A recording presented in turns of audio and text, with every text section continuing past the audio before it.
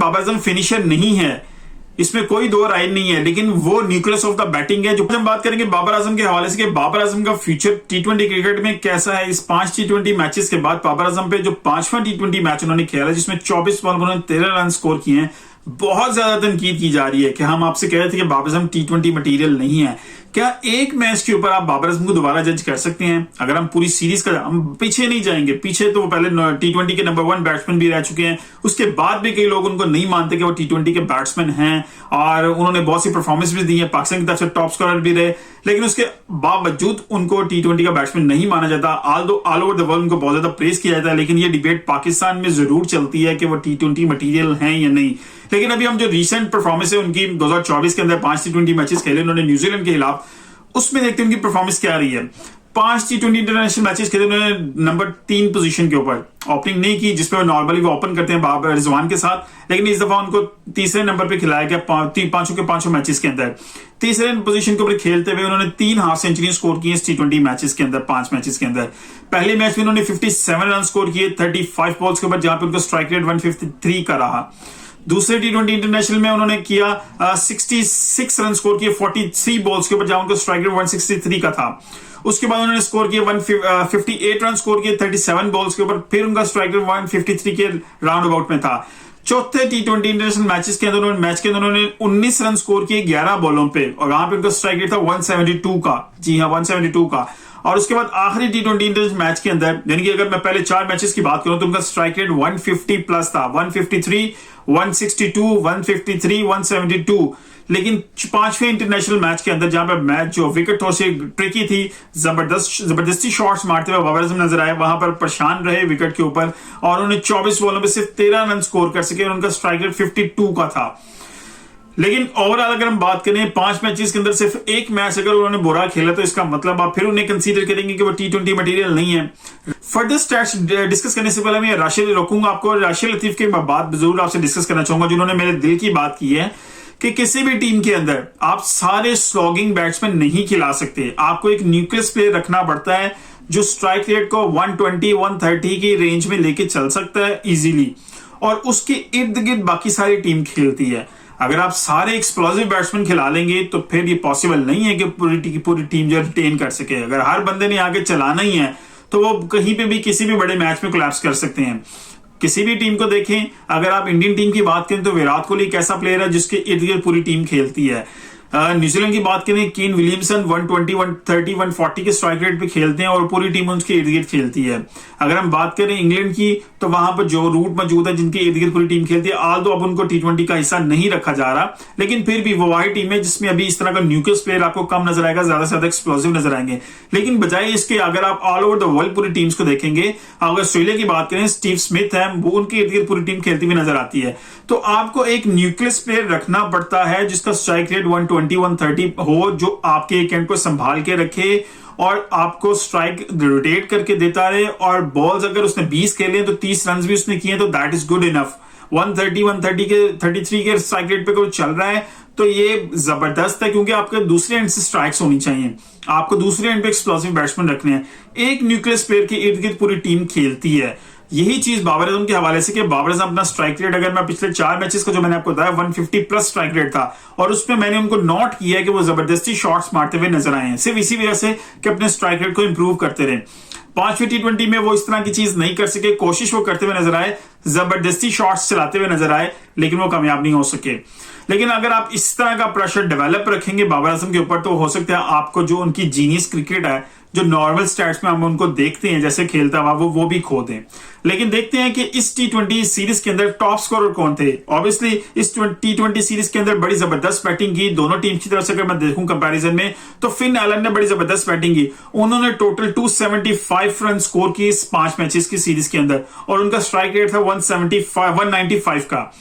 और अगर मैं बात करूं उसके बाद दूसरे नंबर पे कौन मौजूद है जिनका स्ट्राइक रेट भी अच्छा था और वो टॉप स्कोरर भी थे, सेकंड टॉप स्कोरर भी थे इस पूरे सीरीज के अंदर पाकिस्तान न्यूजीलैंड दोनों की तरफ से, तो वो 213 रन करते हुए बाबर आजम टॉप स्कोरर थे। अगर मैं बात करूं पाकिस्तान के टॉप स्कोरर कौन थे तो वो बाबर आजम ही थे। उनका स्ट्राइक रेट है 142 का। अब आप देखें अगर 5वें T20 मैच में अगर वो अपना स्ट्राइक रेट 130 140 भी रखते तो उनका स्ट्राइक रेट भी 160 170 के 5 होता है इस पूरी सीरीज के अंदर। सिर्फ आखिरी मैच में 24 बॉलों में 13 रन, जहां उनका स्ट्राइक रेट 52 तक गिर गया था, उस वजह से स्ट्राइक रेट नीचे आ गए। 213 रन स्कोर किए और उनका जो है एवरेज स्ट्राइक रेट था 142। तीसरे नंबर पे टॉप स्कोरर कौन थे? तीसरे नंबर पे टॉप स्कोरर आपके मोहम्मद रिजवान थे, जिन्होंने 184 रन स्कोर किए और उनका स्ट्राइक रेट था 131। अब आप खुद नोट कीजिए, क्या 131 स्ट्राइक रेट था और स्कोर उन्होंने क्या दूसरे टॉप स्कोरर पाकिस्तान की तरफ से थे। तीसरा अगर मैं टॉप स्कोरर बात करूं पाकिस्तान की तो कौन थे? तो फखर जमान थे। फखर जमान ने जो है इस इनिंग के इस सीरीज के अंदर 126 रन स्कोर किए और उनका जो स्ट्राइक रेट था 165 का स्ट्राइक रेट था, लेकिन उनकी एवरेज बहुत ज्यादा कम थी। एक्सप्लोसिव जब आप बैट्समैन खिलाते हैं तो उनका स्ट्राइक रेट तो बड़ा जबरदस्त होता है, लेकिन उनकी एवरेज कम होती है, अक्सर उनकी एवरेज कम होती है। आपके पास कोई भी ऐसा एक्सप्लोसिव बैट्समैन नहीं है जिसकी एवरेज भी बहुत ज्यादा हो और उनका स्ट्राइक रेट भी बहुत ज्यादा हो। फखर जमान बहुत ज्यादा एक्सप्लोसिव बैट्समैन है, 165 का उनका स्ट्राइक रेट है, तो आप एवरेज देखें, एवरेज उनकी बहुत ज्यादा कम है। एवरेज में बात करूं तो 25 के एवरेज पे हैं, 42 की एवरेज है बाबर आजम की, 46 की एवरेज है रिजवान की। उसके अलावा कौन सा बैट्समैन आपको नजर आता है जो उनके इर्द गिर्द खेल रहा है और परफॉर्म कर रहा है, जिनको आप रिप्लेस करना चाह रहे हैं बाबर आजम या फरहान या रिजवान के साथ? सो बाबर आजम एक न्यूक्लियस प्लेयर है, अगर आप उसको छोड़ के बाकी चीजों के उस पर प्रेशर डालना शुरू करेंगे, बाकी लोगों से कहेंगे वो परफॉर्म ना करें। आपने अपॉर्चुनिटीज दी, कितने नए प्लेयर्स को अपॉर्चुनिटी दी आपने? एक ही मैच में साइम अयूब को अपॉर्चुनिटी दी, दूसरी तरफ से आजम खान थे, फिर साहबजादा फरहान थे, फिर हसीब उल्लाह थे, फिर अब्बास अफरीदी थे। ये सब प्लेयर्स वो हैं जिनमें से कुछ डेब्यूटेंट्स हैं और कुछ ऐसे हैं जिनको थोड़े थोड़े वक्फे के बाद मैचेस मिले हैं। वो भी खेलते इसी तरह ही जैसे उनको दोबारा जो है डेब्यू करवाया जा रहा है, क्योंकि प्रेशर उन पे इसी तरह का डेवलप होता है। जब आप किसी प्लेयर को कंटिन्यूस मौका नहीं देंगे तो वो परफॉर्म नहीं करेंगे, और जो परफॉर्म कर रहे हैं उन पे आप प्रेशर डेवलप कर रहे हैं। बाबर आजम जैसे प्लेयर के ऊपर प्रेशर डेवलप करने का मकसद सिर्फ यही है कि एक लॉबी है जो उनको गिराना चाहती है। पहले उनको कप्तानी से हटाने में वो लॉबी बड़ी एक्टिव थी। वो कुछ जर्नलिस्ट हैं जो हर चीज में खामी जहां पे भी ऊपरी टीम की वो निकाल के बाबर आजम पर डाल देते थे। इसी वजह से उनकी कप्तानी भी चली गई। आल्दो वो बहुत बुरे कप्तान नहीं है, मैं भी उनकी कप्तानी का बहुत बड़ा फैन नहीं हूं, लेकिन वो he was not a bad captain. Improve हो सकते थे, लेकिन ऐसा नहीं था कि आप उनको कप्तानी से हटा के बाकी सारी चीजें डिस्टर्ब कर दें। आपने उनसे कप्तानी से हटाया, उनको उनकी तजलील भी हुई, फिर आपने ऑफर कर दी थी टेस्ट सीरीज की कप्तानी ले लें। ये तजलील करने वाली बात थी। आप उनको दो जगह से हटाकर तीसरे में ऑफर करेंगे, जी आप कर लें जी, ये आपको हम ऑफर करें। तो ऑब्वियसली एक ऑनर्ड पर्सन कभी भी ये चीज नहीं करता। जब आप उससे दो चीजें उससे ले चुके हैं तो तीसरी चीज वो अपने पास रखना गवारा नहीं करेंगे। तो उन्होंने वो भी कैप्टनसी आपको टेस्ट वापस कर दी। उसके बाद से परफॉर्मेंस पाकिस्तान की देख लें आप, अभी तक पाकिस्तान जो है 3 टेस्ट मैचेस आ चुके हैं ऑस्ट्रेलिया के अंदर, 4 T20 मैचेस आ रहा है न्यूजीलैंड के अंदर, यानी कि टोटल अगर आप देखें 8 मैचेस में सिर्फ 1 T20 मैच पाकिस्तान जीत चुका है। 8 मैचेस में सिर्फ 1 विक्ट्री पाकिस्तान को मिली है। 2024 के अंदर 6 मैचेस पाकिस्तान खेला है, 1 विक्ट्री पाकिस्तान को मिली है। तो Babar Azam is nucleus of Pakistan cricket team, और पाकिस्तान बैटिंग स्ट्रेंथ का वो रीढ़ की हड्डी है। उसके ऊपर प्रेशर डेवलप करने का मकसद कोई नहीं है, सिर्फ लॉबी जनरेट की जा रही है। आप शहनशाह अफरीदी को कप्तान आपने बना दी, जो आउट ऑफ फॉर्म प्लेयर था। मैं उनकी कप्तानी के खिलाफ नहीं हूं, उन्होंने जो है लॉर्ड कलन की तरफ से बड़ी जबरदस्त कप्तानी की, उन्हें जितवाया भी है, लेकिन एक ऐसे प्लेयर को कप्तान बना देना जिसकी खुद परफॉर्मेंस अभी क्वेश्चन मार्क के साथ चल रही है, तो उन पे भी डबल प्रेशर डेवलप हो गया।